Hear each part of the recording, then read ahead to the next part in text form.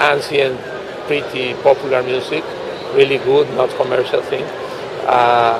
This community is a small city, Tlacotalpan and others around were completely flooded after, and something that, they have been there for ages because those are indigenous, ancient indigenous communities, and they don't have any register in the history of that kind of flood. Normally there are floods, but it's 20 centimeters. This time there were 2 or 3 meters, and they last there for 2 or 3 months. So I think it will take a long time to recover if it is possible, but it will be very difficult. And these people build or construct instruments, traditional instruments. They teach, they sing, they teach music, they sing, they dance, and in their songs they tell the story of what is taking place. So. Will people like that be included in what's happening here? Well, that's the idea. They are coming. They are coming to share their situation, to share their expectations for this meeting, their needs, and to share their music as well. So they will be here for the conference. So clearly there is a lot of expectation from the leaders who are here and from everyone who is here at COP16. So what would your personal message be or hope for the outcome of COP16? Well, obviously the hope for everybody here, I would say, is to get a treaty, an agreement that is sufficient to cope with the situation, that is fair for people, because there is a lot of unfairness on all the climate crisis and the climate crimes that has been committed. So it must be, the fair, ambitious, and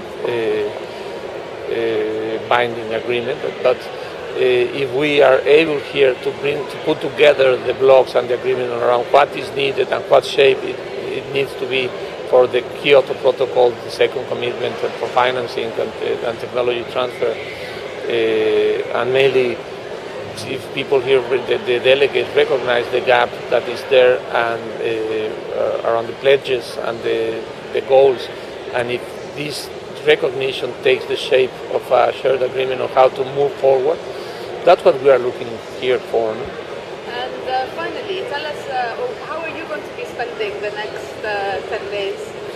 Well, I will hope to, I am involved, I didn't talk about that, but there will be a social forum with these campesinos that are coming. I am going to be involved there in the media and in the organization of this independent forum that is taking place in downtown. Mainly, I will be working on that and linking what is going on here inside the negotiations with outside with the people who is there demonstrating and that kind of things. And I also would like to spend part of that time going with you to the dance prom for the jarocho, the musicians that are coming here. Great. So I'll see you at the concert. Thank you very much. Thank you.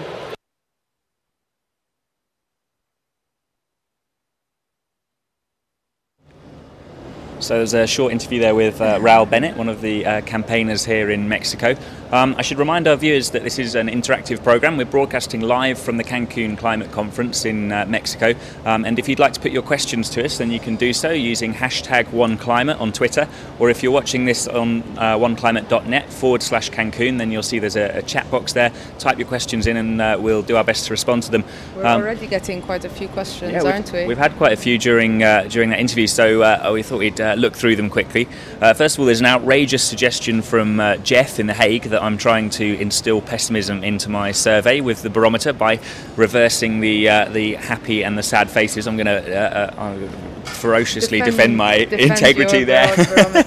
Adam, yeah, there was a lot of work went into that barometer. Another one saying, in Copenhagen we hope for a fair, ambitious and comprehensive legally binding treaty. What's the best that we could hope for from Cancun? Now, that's something that is been the subject of a lot of discussion because obviously there was so much hype around Copenhagen and such huge expectations, and then when that didn't quite come together, there was a bit of a hangover, I think. I think from the people that we've spoken with so far, they're just they just want to know that the talks are going and that the process is working, and kind of trying to lower the expectations a bit. Yeah, it's a difficult balance. So chatting to a campaigner yesterday, she said that you might see kind of Copenhagen and Cancun and Durban in South Africa, which is where the next talks will take place, as a trilogy, like a film trilogy. And she said that, as you know, it's the middle one in a trilogy is always the quieter one, and I think that's where we are now. So. But we're still hoping to achieve definite progress, and it's not going to be a global deal, but there are real key issues which we'll be following throughout these 2 weeks where progress can be made, and that's when it comes to forestry. There's a set of policies known as RED, which is reducing emissions through deforestation and degradation. That's your kind of acronym update. We'll be talking about that more next week as well. Yeah, I think we're going to dedicate a show on Monday to looking at issues such as forestry, because that's one of the areas here where we are hoping to see some progress. Finance also is a big topic here, and technology, so how to get money to vulnerable countries, and how to transfer important technologies to vulnerable countries. So it's no means the case that this is dead in the water and that we're not going to achieve anything. There are real hopes for progress here, but it's not like Copenhagen. Somebody's saying that it looks like Norway might be supporting poorer countries in wanting the Kyoto Protocol back on track, which is good news if that's the case. And finally, somebody says, I really hope, if nothing else, that they can allocate proper adaptation funding for developing countries. And tomorrow we have a special episode about adaptation, and we're going to be covering that properly. So watch out for our show tomorrow. Yeah, and we've got some great partner videos on how people are adapting in countries like Pakistan and Bangladesh, but also we're going to be talking to people who have come from these countries and who know and who are implementing solutions on the front line. So should be an interesting show. Back to we're in Mexico. Back to here in Mexico. It's not just the kind of all the experts here that we've taken an interest in. We wondered kind of what local people make of this massive institution descending on them in Cancun, and so we had a bit of a chat with the cloakroom staff yesterday, and I don't know whether it's surprising or not, but actually they were really interesting, so we're going to share that interview with you now. So we've come to the cloakroom to get an idea of what some of the workers here think about the conference. Could we start by asking you to introduce yourselves? Okay, hi, my name is Breno. Hi, my name is Montserrat. Hi, I'm Camilo from Cancun, Mexico. And what do you guys do when the conference isn't here? Do you work in the city, or are you students? Or? Well, in the morning we have to go to university. We on La Salle, and we have to study from 7 a.m. to 1 o'clock. And what do local Mexicans make of the COP arriving in Cancun? What do the people living in Cancun think? Well, they are very surprised and very proud, actually, of all the things that it is doing for Mexico, because this is a global event that is very important for the governments, all the governments, the presidents, all the people, to know about the climate in all the world that is year by year it's getting worse. And do your friends and family, do they understand climate change and think about it a lot? Are people worried about climate change in Cancun? Yeah, well, my family know about it. Why you look at me? Yeah, I think everybody talk about that the last year. Everything changed. In last December we have here in Cancun 13 degrees. That's not normal. Here is 25 in December, 24, but 13 was cold. And then some days are 13, the next day is 28, 29, 32, and it's too windy. The hurricanes are coming with powerful, and awful, and it's different. And everyone is talking about that since 2 years ago, and we can feel it. Yeah, it's absolutely. Many cities here in the south of Mexico, they are underwater. This year, last year, man, the last 3 years, the half of our country was underwater, and that doesn't happen in the history. So it's very unusual that here in Cancun we have like 10 degrees Celsius, and it's for all the people from Cancun it's very cold, 10 degrees Celsius. And because Cancun, since 30 years ago, the temperature was 28 32, and now these last 2 years the temperature has rises 40, 42 degrees, and that was not happening 5 years ago. You can see it all in the news, that all the things that is happening because all the mankind can't preserve our way of life. And are there a lot of people in Mexico who think that climate change isn't happening? In America and in Britain, where I come from, lots of people think climate change isn't happening. Is it happening? Yeah. Is it the same in Mexico? No. No way. Sorry. Yes, absolutely, it's happening. The half of our country was underwater. That's never happened. And in the same time, we received news from Tabasco is a state. It's close to here, 12 hours by highway. Tabasco is a state. We are 31 states. Okay, and Tabasco was Oaxaca, Chiapas, Veracruz, Monterrey. Man, I was in Monterrey last year studying, and was underwater, all destroyed. And at the same time, you change the. Okay, we've come back to us live in Cancun as Jamie, the technical wizard that makes this all happen, tells me that the video's gone a little bit wrong. We'll get that on YouTube for you, so don't worry, you will be able to watch it. In the meantime, Zaina's been checking out the comments feed again. Yes, more comments coming in, and Adam, people are saying it's nice to see your face again after a year. Yes. And keep up the good work. There you go. See, that trailer saying that we've got a new, prettier presenter than ever before. It's not true at all, isn't it? Adam, have you tried Mexican food?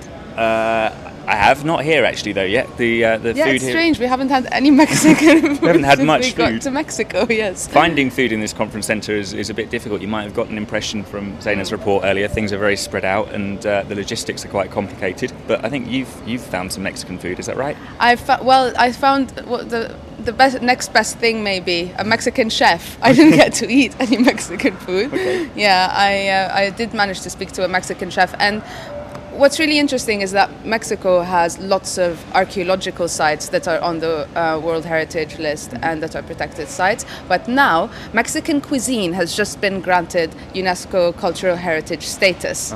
And one of the interesting interviews and people I met in the last few days is Chef Margarita de Salinas, who told us more about Mexican food and its importance and why they're discussing it here at this climate change conference. So here's the video. Okay, could you start by introducing yourself, please? Your name and what you do. Okay, in English? Yes, please. Okay, I'm Margarita Carrillo Arronte. I'm a chef, specialized in Mexican food. And why are you here today? Well, they invited me to talk about the... Jamie sends it back to me again. Apparently we're having another technical problem. I don't know. Jamie, can I ask for some advice? Do you need to reboot and give the whole system a bit of a restart? Rethink the whole system rather than reboot it. Oh dear. All of it. Okay, so we'll hold fort here for a few seconds whilst Jamie sorts that out. A few more comments coming in online. Number 4 most viewed non-profit YouTube channel today is something that's been some good news for us despite all these technical challenges and the entirety of the internet crashing at the UN just as we were hoping to go live. Do you want to give me a little bit of explanation about this video whilst Jamie tries to sort it out? Well, basically, the chef Margarita told me a bit about Mexican food, and especially in the part of Mexico that we're in. And it was a really interesting talk that she was part of, and they were just talking about the importance of food culturally and how climate change is affecting the diet. And it was really interesting to see a lot of young people there listening to her and responding to her advice about eating better. Okay, well, I think Jamie's queued it up again. Is that right? He's nodding sagely. We'll give it another go, and hopefully we'll be able to bring that video for you now.